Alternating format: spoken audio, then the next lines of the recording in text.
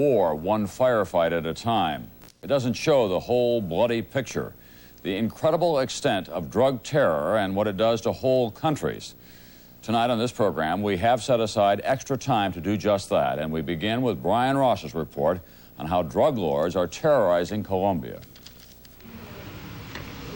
This is one of the border crossings from the west into the tight security police state of Hungary.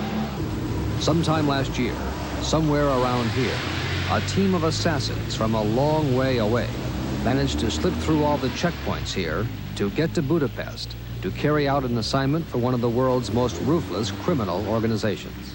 The assassins were sent here, to this quiet street in Budapest, by the drug bosses who run the Medellin cocaine cartel in Colombia. The man the drug bosses wanted dead was the former Minister of Justice of Colombia, who lived here and who had been sent to this Soviet bloc country as ambassador for his own safety after the drug bosses had marked him for death in Colombia. But even here, thousands of miles from Colombia, in a police state, the drug bosses set out to prove that anyone who gets in their way will be killed.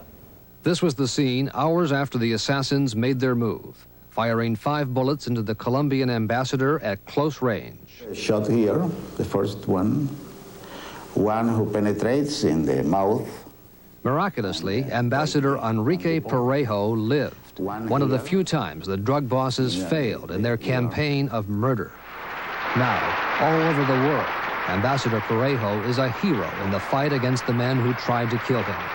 This was the ambassador just a month after he was shot. With his would-be assassin still at large, his bullet wounds not yet healed, his jaws wired shut, Parejo refused to hide or to give up. Do you think that by speaking out as forcefully as you are, that you're inviting them to come after you again? It is impossible for me to change. For that reason, I have said they can also kill me, kill somebody who fight against them. But they cannot change the will of persons who are convinced that we have to fight to defeat them. But in Colombia, a place of proud traditions, this is not a time for great acts or even strong words against the cocaine business. The Colombian cocaine bosses may not have intimidated Ambassador Parejo, but with all their violence, their wealth, and their power, they seem to have intimidated, corrupted, overwhelmed much of Colombian government and Colombian society. A lot of important people here say the days of fighting the drug bosses in Colombia are over, that Colombia has paid just too high a price. There has been so much bloodshed, so much killing, that the Colombians are numb. No one is safe. The Attorney General was murdered in January when he went to Medellin to investigate the cartel. And when the Attorney General was buried, the president of the country did not come, reportedly because he feared for his own life. And now the new Attorney General says Colombia should not make war on the drug cartel, it should make peace with the cartel by simply legalizing the cocaine business. In fact, it's been years since the big drug bosses here have had much to fear from Colombian judges or prosecutors. This is one of the last times a big cartel boss, Fabio Ochoa, was called in for questioning. Ochoa showed up at the Bogota courthouse surrounded by 4 bodyguards carrying machine guns. And they went unchallenged right into the judge's chambers. Ochoa was quickly released and no charges were ever brought. If you were a judge and you receive a case against a drug trafficker, in a few hours a lawyer will show up. Lou Tams, former American ambassador to Colombia, says the drug bosses use bundles of cash and threats against judges' families to get the cases against them thrown out of court. And if you're not interested in the bundle, then the lawyer will show you a photograph album. And the photograph album will be of your wife and your children and your grandchildren.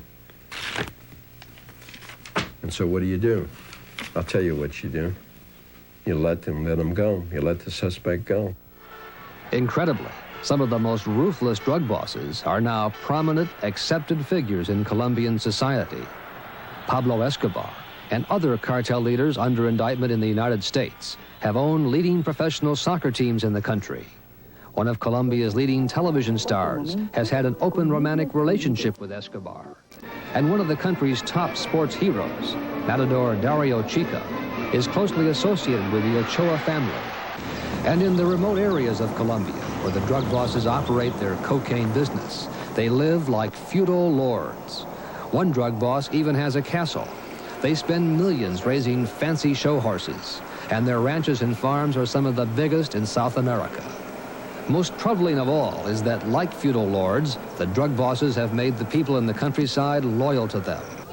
In the aftermath of a big earthquake, hundreds of homeless peasants stood in line to receive handouts of cash, not from a relief worker, but from a drug boss, the most violent of the Colombian drug bosses, Gonzalo Rodriguez. In a few hours, Rodriguez, guarded by the national police, personally handed out almost $200,000, using a small amount of his billions in cocaine profits to make himself a beloved figure with people who may not know much about what's happened to the prosecutors in Medellin, or the judges in Bogota, or the ambassador in Budapest. How close do you think the traffickers are to winning that battle? No, if things continue as they are running now, they are very, very near to win this battle. Brian Ross, NBC News, Bogota. And today we learn the acting Attorney General of Colombia, Alfredo Gutierrez Marquez, the man who recommended legalizing cocaine, he has resigned. Gutierrez wrote a letter of resignation to Colombia's president when it was disclosed that his brother bought a huge farm from drug boss Pablo Escobar, and a plane believed to belong to the drug cartel landed there recently. Someone who is standing up to the drug bosses, however, is Andres Pastrana, the mayor-elect of Bogota. During his campaign, he was kidnapped by drug thugs and rescued after a week. A short while later, he was elected mayor on a platform of cracking down on the drug trade. Mayor Pastrana is in New York to meet with